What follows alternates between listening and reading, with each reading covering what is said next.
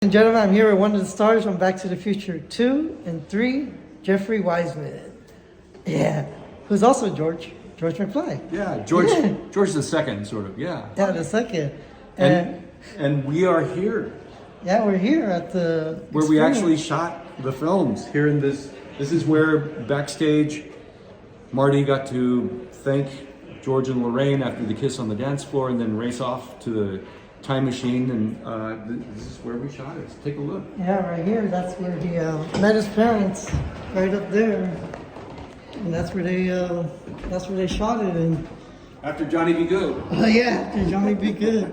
So George, I'm sorry, I almost called you George, but it's an okay because you play George McFly, like Back to the Future 2 and 3, so it's like it's in my head. I'm like, you're George McFly. It's okay. I'll answer. I answer to most people. Yeah. Jeffrey, George. Yeah.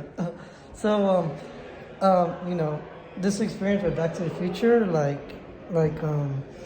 how do you feel like this movie has fans like us, it has grown, and how do you feel like to become a part of it? It kind of snowballs. Well, the first film was so fantastic, and they had chopped it around for years, and most studios turned it down, and finally, it found a home there at Universal.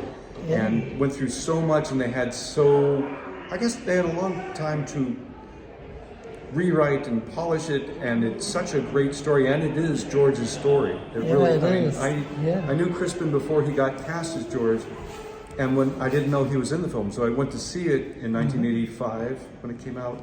Oh, you because did? I was looking at the other summer films that year because I was co-starring with Clint Eastwood in Pale Rider. Oh, you did? You worked with Clint Eastwood? Yeah. Oh, that's pretty awesome. And I wanted to see what the competition was, and there was Crispin. I was already a big fan of Chris Lloyd and Mike Fox, and when I saw Crispin on the screen, I was like, I know that guy. He's knocking it out of the park, and he was so fantastic. He was, yeah. And it really is a very well-constructed, well-cast, well-directed film. So naturally, and it was, yeah. Highest grossing film of '85. It was, yeah. And then 3 years later, when I was approached to be Crispin's photo double, I even called him and left him a message and said, say a good word, I need the work.